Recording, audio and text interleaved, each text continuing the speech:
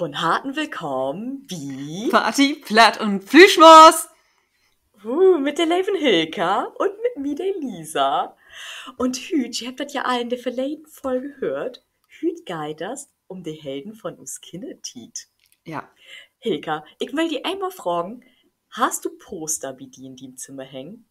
In den Kindertiet? in mein Kindertiet. Ja, so Kinder- und Jugendtiet. Also in mein Kindertiet kann ich mich doch gar nicht an erinnern, dass ich da ein Poster habe. Und ich läuft dann in der 5. oder 6. Klasse.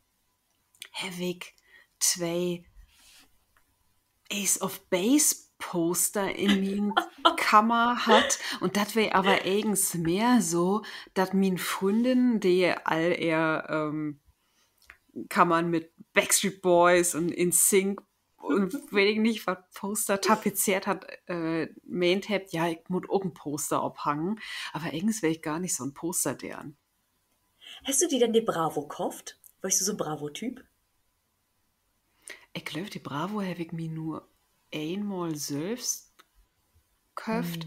Ich weiß aber, dass ich mir früher doch mal den Mädchen gekauft habe. Das wäre auch noch so ein.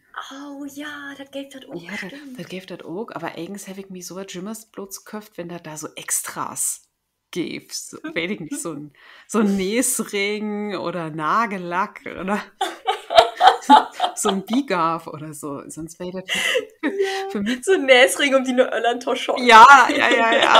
Oder das so furchtbaren Mini-Lippenstifte oder so. Oh. Also dafür habe ich mir das gekauft. Also ich werde aber nicht so mal über, nicht so crazy about it. Ich wäre eher so, ja, ich wäre ja das komische Kind. Ich hab dann diese Dinosaurierhefte abonniert hat. Nein. Doch. Du willst, ich stehe jümmes im Laden und hab mir diese Dinosaurierheft angehängt. Der kein kauft so was. Okay, nun hab ich wirklich ein kennengelernt. Ja, ich hab das abonniert hat. Und da ist dann ja diese T-Rex-Skelett, was in düsteren Licht kriegt. Das hab ich abonniert hat.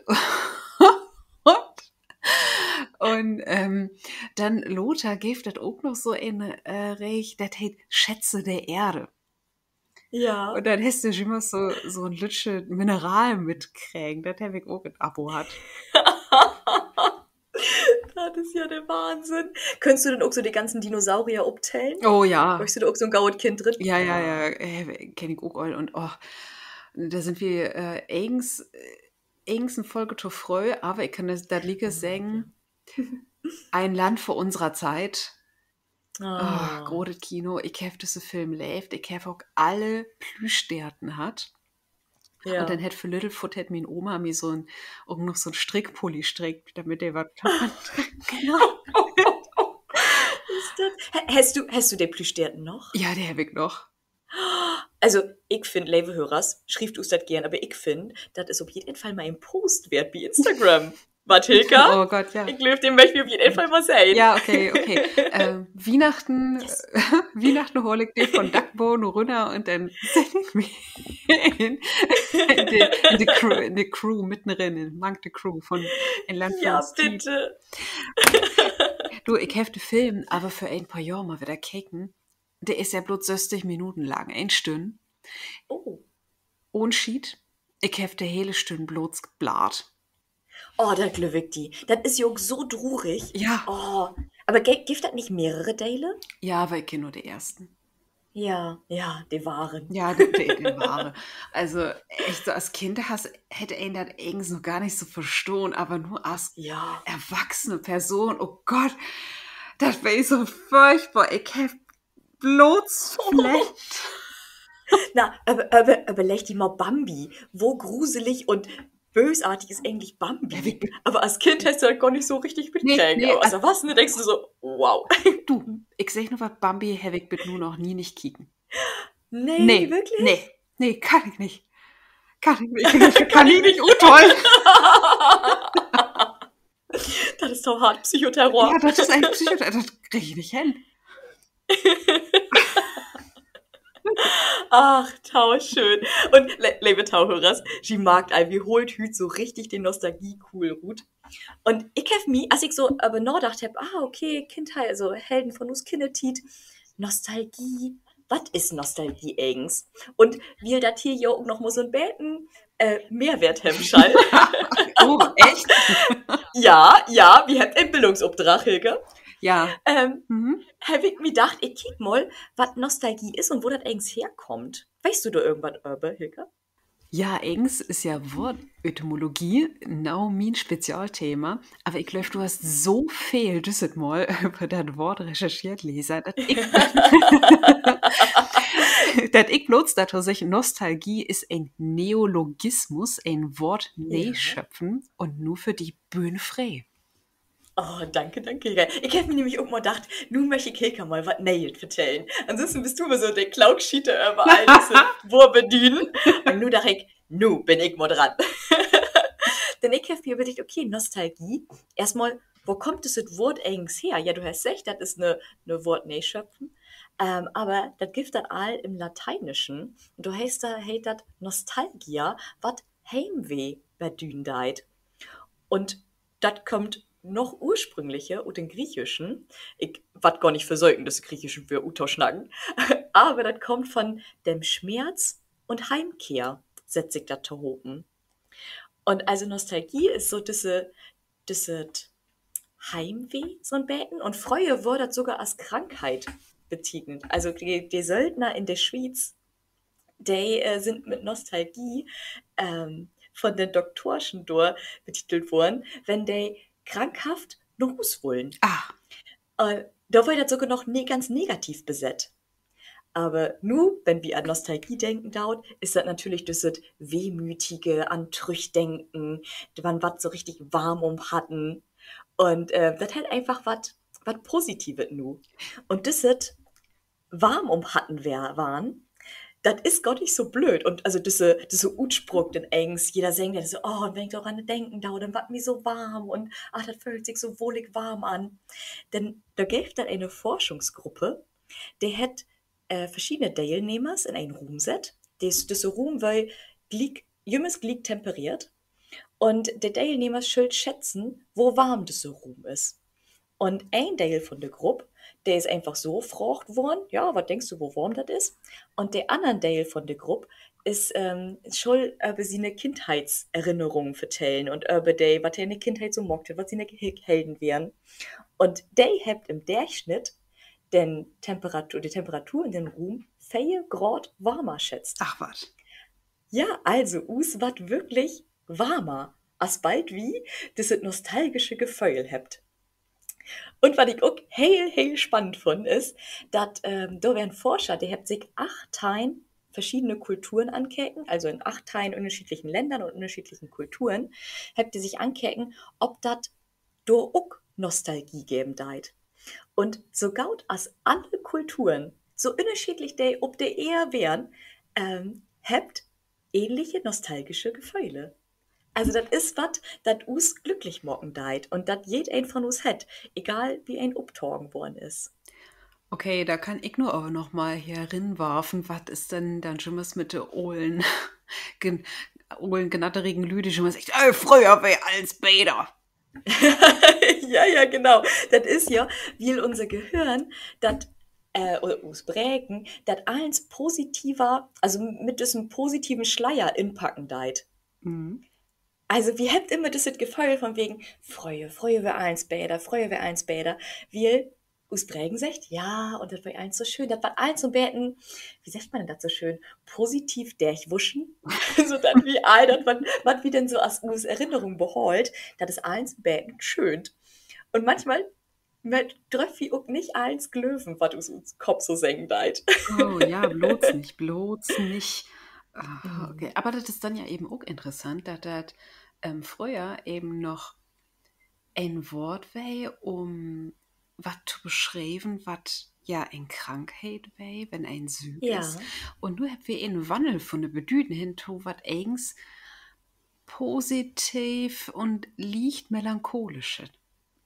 Ja, ja, genau, genau. Und schön auch, dass du melancholisches singen deist, denn die Forschungsgruppe hat auch gut gefunden, dass die meisten nostalgischen Gefühle an Kohlen doch kommt. Wenn ein sich so ein Beten kommodig to hopen setzen deit und dann vielleicht den Fernseher anmacht und also bei mir ist das dann meistens das dann irgendwie drei Haselnüschel für Aschen. Ja. Haselnüschel. Sorry.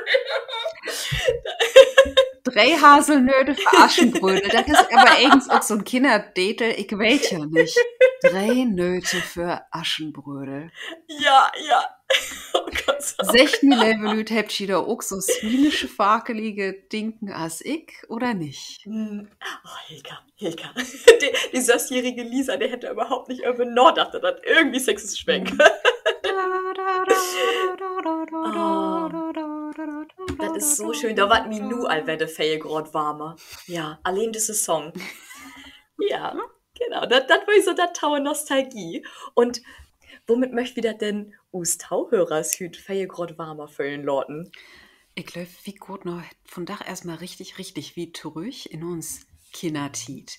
Und was würde ich gern über die Tit vertellen, als ein vielleicht so am Nachmittag allein in sin Kammer spielt hat oder abends vielleicht in sin Bette legen hätt und noch was von ihn schlopen brug. Und was habt wie da hört erst das noch nicht diese Tony-Boxen, das was Kinder so von da habt oder ein Tablet hat, na, was habt wieder hat?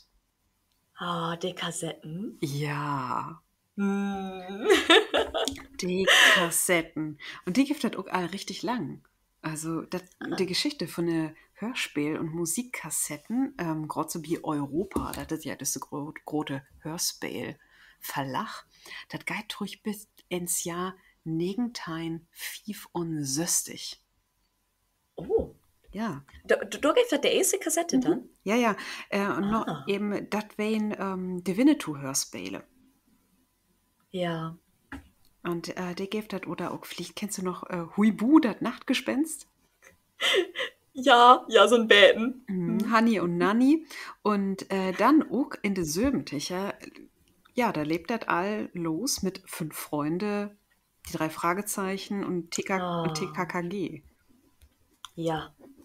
Ah, schön. Weißt du, ein so von diesen Kinderkrimi, der's? Ja, die drei Fragezeichen. Der auf jeden Fall. TKKG war nicht ganz so mein Fall, aber drei Fragezeichen, ich glaube, ich hab die hellen Bücher gelesen von den drei Fragezeichen Kids, glaube ich, das war noch so mein Ding. Und ansonsten die Kassetten, obwohl ich sagen muss, ich finde die ganz schön gruselig manchmal. So, der Hexenwecker, wenn der Hexenwecker anfangen hätte, tau lachen. Oder das Hexenhandy? Ein von diesen Ich glaube, Folgen. in de Söbenticher gibt das noch kein Handy. Stimmt, dann der Hexenwecker. Ja, hast recht. Oh je. Fail. Oh. Ja, ich bin kein Kind von der Samtiger. Aber wenn das den Anfang hat, so gruselig tau lachen und oh, ich kann wieder nicht verjagen, was gebüchsmockt. Oh Mann, ja, ich muss nur was sagen. Ich habe nie nicht die 3 Fragezeichen mit nur hört. Gar Gar nicht. nicht. Ich kenne keine einzige Folge davon. Oh Gott, Hilka, nun kommt das aber wirklich in die diebsten Geheimnisse hier rot. Ja, ich weiß, ich habe 2 TKKG-Kassetten, das hätten mir aber nicht so infungen. Ja. Ich weiß, Hast du denn eher Winnetou gehört? nee, auch nicht. Ich Hm. weiß, so ein richtiges Benjamin Blümchen, Bibi Ja. Blocksberg-Kind. Und da sind wir nochmal zurück, wie die Dinosaurier von Anfang. Das gave ein Hörspiel reich und ich weiß nicht mehr, ob das Ute Otto oder Ute Quelle-Katalog war. Das war, der heißt Dino. Dino in Ja. das Land von den Saurier. Und da habe ich viele Kassetten von. Oder war das Weltbildkatalog? Ich weiß das nicht mehr genau. Und natürlich, weil ich auch viel hört habe, mein kleines Oh Pony, ja. ist die Welt Ah. nicht wunderbar? Genau. Ja. Und da wird wir dann aber, glaube ich, nochmal wann anders ein Bacon Daper in Schnacken, gave das großartige Hörspiele von The Masters of the Universe. Oh mein Gott, Masters of the Universe. Ja, Mhm. ja. Ich wollte nämlich noch sagen, du Tau, vielleicht, weil die Tauhörer ist ja vielleicht nicht ganz weit. Ich bin ganz gespannt, weil ich wäre mehr das Kind von der Lord Nengtiger, Freue 2000er. Und ich glaube, du weißt, wer ein Fermi. Von daher passt wie Glöwig ganz gaut nebeneinander und hat nicht so das Glieke mitgenommen von der Tit her. Ja, du, das kann sein, auf jeden Fall. Aber, und was ich auch noch viel gehört habe, wäre der kleine Vampir. Das Ah, hab ja. ich auch als Hörspielkassette hat und das Urmel. Urmel aus dem I. Ja, Urmel. Oh, oh, wie Oh schön. ja, das wären wunderbare Hörspielen. Ich versuche die auch schon was nochmal zu finden. Ich so auf YouTube oder so, aber das sind, also das, was ich da nur finde, das sind so, ich weiß nicht, so, nee, inschnackte Hörspiele. Das sind Ja. nicht die Originale von der Augsburger Puppenkiste. Ah. Wo du so secht hast, Benjamin Blümchen. Hilke, hast du Lust auf ein Cotted-Quiz Oh Gott, ja. rund um Benjamin Blümchen? Wo gaut du die Utkende ist mit Benjamin Blümchen? Oh Gott, nu war das. Ja, ja. Okay, na komm, leg mal los, bitte. No pressure. So, was denkst du, wann ist das erste Hörspiel von Benjamin Blümchen denn auf den Markt kommt? Oh, das werde ich nicht. Nennt dein 167? Nennt dein 177? Nennt dein 187? Dann, ich glaube, das wäre noch in derselben Ticher. Richtig. Oh, Wow. Fangt schon mal gut an. So, und weißt du denn auch, wo Benjamin mit zweiten Vornamen haten deit? Nee. Hey, hat Kane, Bartholomäus oder Philipp? Achso, das ist nur Jimmers Multiple Choice. Wir können Jümmes Multiple Choice morgen. Dann fliegt Bartholomäus. Ja, richtig. Hey, Benjamin Bartholomäus Blümchen. Triple B. Okay. Absolutely dickes B. Okay, das ist nun wirklich ein Söhnläufter. Das ist nur easy. In welch Stadt lebt Benjamin Blümchen denn? In Neustadt. Ja, sehr geil. Aber das ist ja nur nicht klar, in welch Neustadt das eigens ist. Ja, denn das habe ich auch. Wo hab ich das? Das gibt Sermon 80. Ich habe das hier irgendwie gut gefunden. Wo fälle Neustadt das eigens geben das in Deutschland? Das muss ja in Neustadt sein mit einem Zoo. Ja, das stimmt. Dann war das schon weniger. Ja. Kein wait. Und du musst dann auch Hexen geben. Ja, eben. Okay, was denkst du, wo fälle Folgen von Benjamin Blümchen gibt das nur? Bei 130, ohne 100 oder zwischen 100 und 130? Ich glaube, über 130. Richtig. Mann, du hast einen Lobhilger. Ach, okay. Fliedbienchen. Und wo hat der erste Volk heten? Benjamin Blümchen rettet den Zoo, Benjamin Blümchen in der Schaul oder Benjamin Blümchen der erste Elefant von dat Wehr? Ich glaube, Benjamin Blümchen rettet den Zoo. Nee. Der erste Folge war wirklich Benjamin Blümchen, der Wetterelefant. Ah, okay. Und da habe ich nämlich ein richtig schöne Trivia gefunden, wo so denn der Elfie Donnelly. Die Elfie Donnelly, genau, wo der eigens auf die Idee gekommen ist, Benjamin Blümchentau schrieben. Denn ich weiß nicht, ob ich das weiß, liebe Taucher, was der Elfie Donnelly ist die Schöpferische von Benjamin Blümchen und Bibi Blocksberg und auch Elea Ilwanda, die dann Lorde gekommen ist. Aber der Elfie Donnelly ist spazieren gegangen an einem Morgen und hätte in einen Kerkturm sehen, wo kein Wetterhahn drauf wäre. Und dann hat sie sich so überlegt, Mensch, das wäre ja bannig lustig, wenn stattdessen du einfach ein Elefant sitten würde. Und so ist sie auf Benjamin Blümchen als Wetterelefant gekommen, um der Idee von Benjamin Blümchen. Und so war auch der erste Idee geboren für die erste Folge. Krass. Okay, aber voll schöne Geschichte. Habe ich mir auch gedacht. Und was ich auch im Zuge von der Elfie Donnelly gefunden habe, weißt du, mit Kane, der verheiratet wird? Nee. Und ein Held von uns Kindheit, würde ich sagen. Ich würde sagen, von jedem Kind. Mit Peter Lustig. Nee, echt? Ja, echt. Ach, was? Ich habe mir gesagt, wow, mind blown. Echt? Genau. Die will Crazy. mit Peter Lustig verheiratet. Der hat sich dann nicht zwar trennen, aber die sind oben werden. Das ist ja witzig. Mega witzig. Und hast du das als Kind dann auch so gemacht, so beiden versucht, dann auch so Hörspiele Nord zu spielen? Wenig. Nee. Engs gar nicht. Ich habe mit ihm Braue, ich glaube, wir haben mehr wrestelt, als Hörspiele noch spielt. Wenn ich ehrlich bin. Aber du hast das gemacht? Ja, ich habe ja auch, ich weiß, ich glaube, ja, 2 Barbie-Kassetten hat. Und dann Oh. hab ich mit meinen Freundinnen schon mal versucht, mit uns Barbies das auch so beiden Nord zu spielen. Ja. Was ihr da mag, das lebt so mehr oder weniger gut, aber naja.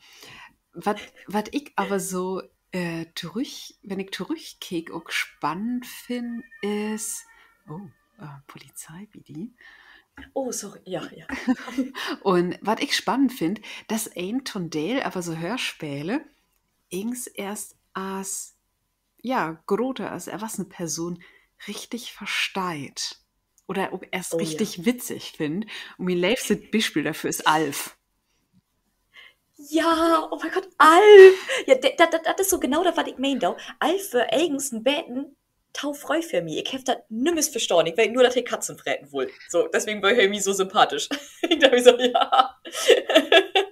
Aber war das so die Kindertit mit Alf? Ja, und ich habe das als Kind ja nun auch nicht verstanden. Also, ich hab Ja. Alf gehört und hab nur gedacht so, ha! Und nur, ich kann ja im Internet super viele Alf-Hörspiele finden, so Tonor hören. Und nu ist das aber erst richtig witzig, sich das Ja. anzuhören. Wie er denkt, okay, nee, das ist ein Witz, den hast du als Kind überhaupt nicht verstanden. Ja. Ja.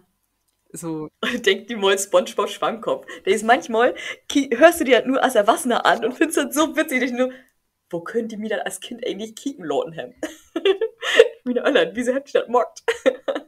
ja, ich glaube, aber das ist dann eben doch, dass du als Kind eben auf andere Sachen achtest. Du Ja, hast einen anderen Humor, du findest andere Sorgen wichtig und ich glaube, das ist aber eben auch so reizvoll, das macht das ja so interessant, diese Hörspiele oder Serien zu kicken, wenn die dann eben vordergründig Kinderthemen habt und die verhandelt, aber achtergründig durch moralische, ethische und ja, Streitigkeiten von Betrecken gut fördert, die ihn erst richtig ja, verstehen kann, wenn ihn die auch mal selbst belebt hätte oder sich damit auseinandersetzt hätte. ja, Und das ist ja dann eigens in der Hallen für die hele Familie, ne?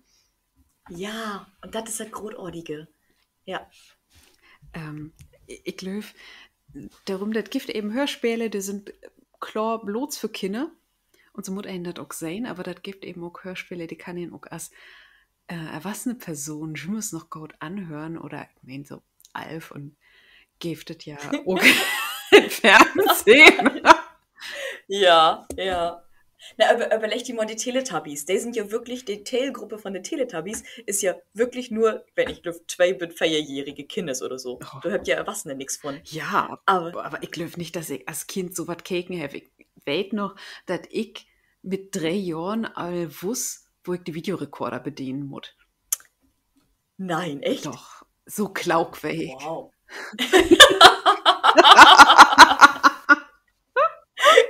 Großartig.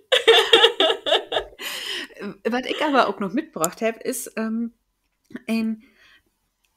das geht ja nicht bloß Hörspiele auf Kassette, das geht ja auch Lederkassetten.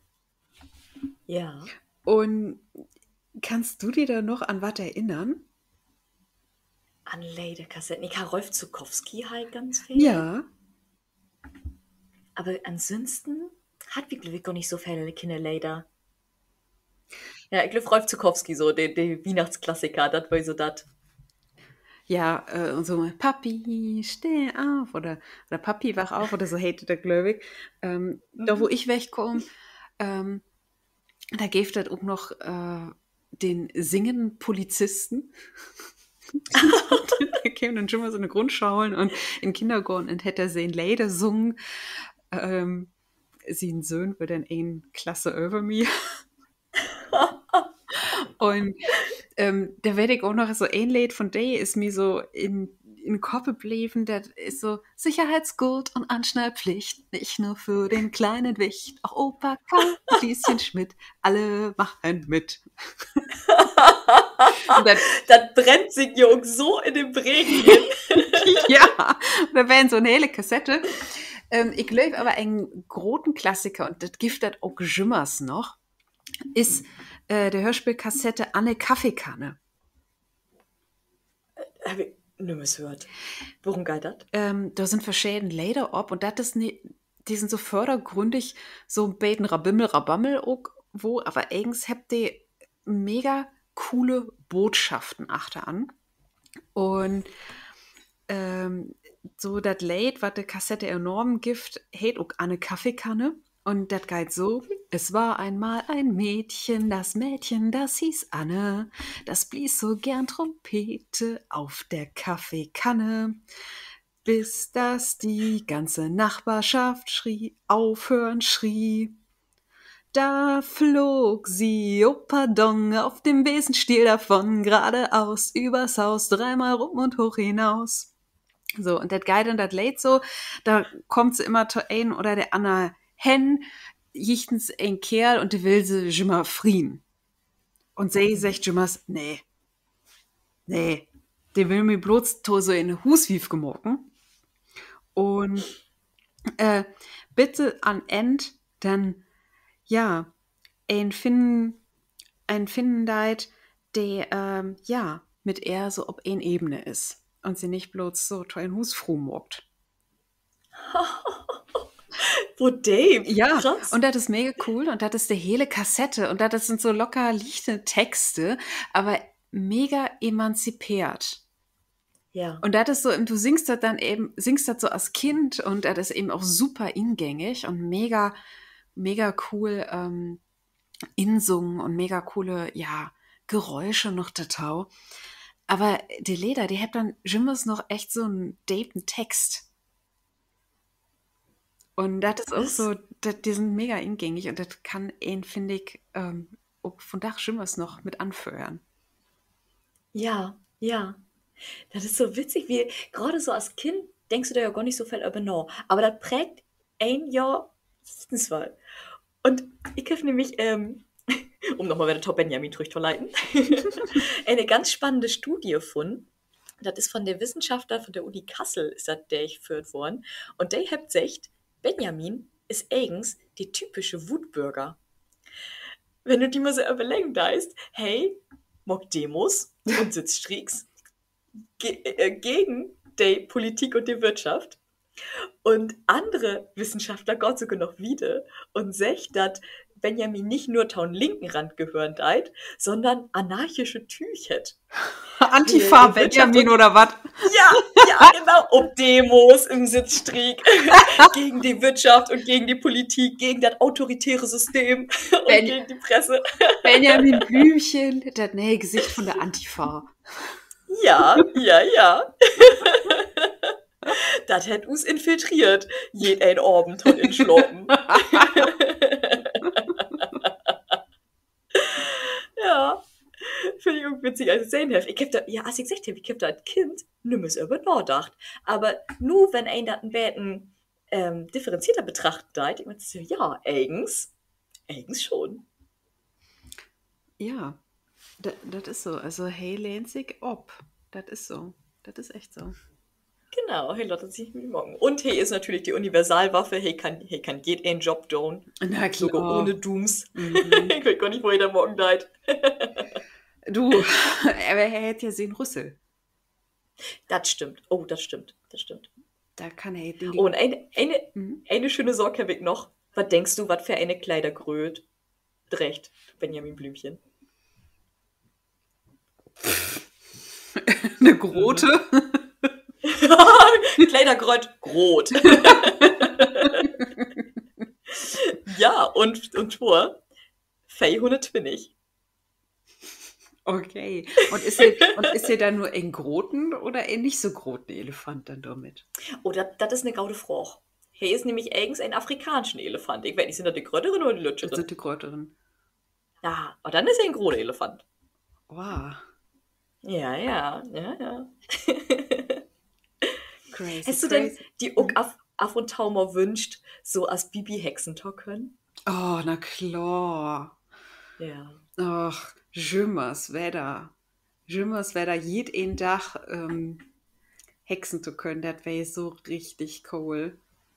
Ja. Ja, also ich glaube, ich werde nicht so ob Sitzstrieg oder so gut, aber so eben Probleme bloß mit ein Hex lösen, Ja. das wär echt cool.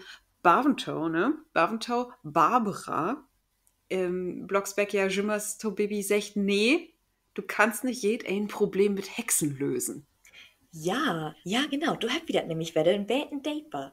Weil an sich ist das mit Bibi oder mit den Blocksparks ist das ja so ein Bäten, ein macht, dass die ja vielleicht nicht ganz so gaut allert sind, denn die Familienkonstellation ist ja, Junges, die Barbara ist Hus und die Husfru, der Bernhard bringt das Geld ran und naja, Bibi ist dann halt die Tochter. Von daher sind die nicht ganz so gaut altert mit den Rollenverteilen. Das ist eine klassische Familienkonstellation, aber ich weiß von Dach nicht mehr viele Familien, die das überhaupt so durchtrecken können, weil welche Familie kann sich das eigens von Dach leisten, dass ein zu Hus bleibt. Ja, ja, absolut. Also will ich auch gar nicht wollen, zu Hus bleiben. Also ich Nee, will, man magst einen hellen Dach in die ne Zauberkugel kicken. Kicken, was da so abgehauen hat. nee, ich will ja auch mein eigen Geld verdienen. Ich will ja nicht mein Mann oder so fragen oder werde ich nicht, oder Schön meinen Partner emanzipiert. fragen, ach, kannst du mir vielleicht mal hier 50 € geben, dass ich mir was näher kaufen kann oder so. Ja, ja, Ich mein, Barbara kann sich dann ja bei eigens alles hexen. ja, eigentlich schon. Ne? Mag sie aber nicht. Ach, Ich erinnere der mich, hat so eine innere Moral. ja, so Moral. Ich erinnere mich noch an Baby Blocksberg und die Weihnachtsmänner, an die Folge. Oh, Da, ja. da hätte sie ihren Pullover nicht fertig kriegen und das letzte Stück musste dann doch hexen. Aber das muss sie ja, weil sie hätte ja die Weihnachtsmänner retten müssen. Ja, ja. Also, Ah, eine tauschöne Folge. ja, die Mutti, Ich glaube, das ist sogar eine von der bekanntesten Folgen überhaupt, wie Bibi Blocksberg. ja, die Die Mutti auch Weihnachtsmänner. jeden Weihnachtstag Mutti die morgens für Abstehen schon was hören. Da kommt das wieder, für ihr grad warmer. Ja. Ja, dann liegt er so muggelig noch in sie im Bett bin. Und nur hört ihr noch mal hier, Baby Blocksberg rettet die Weihnachtsmänner. Oh, Ja. Ach, da waren wir all auch so beiden weihnachtlich, ne? oh, Ja. Und weißt du, was man zur Weihnachten morgt? Leder singen. Ja.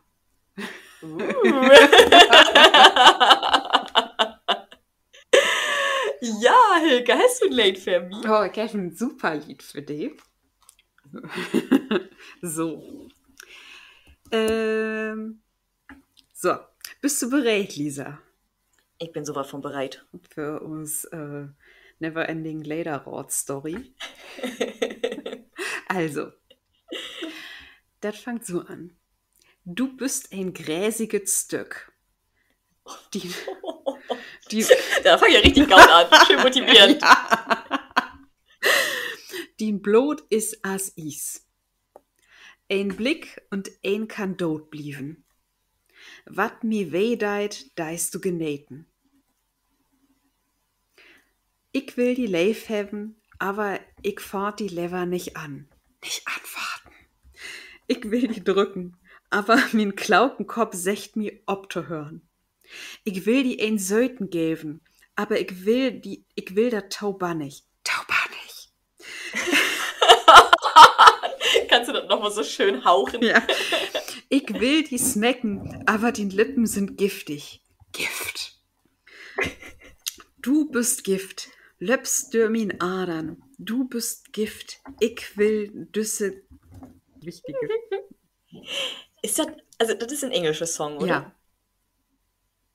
Ist das Poison? Ja. Oh Mann, ey, Captain Run so langsam. Ja, du hast echt gerun. Mega. Mega gut. Ja, die hat natürlich das Hauchen, ne? Nicht Ja, ja. Nicht antworten. Ja. Das kommt mit in unser Jamba-Spar-Abo mit drin als SMS-Ton. Ja. Ich einfach. Juhu. Okay. Bist du bereit für den Song? Ich bin bereit.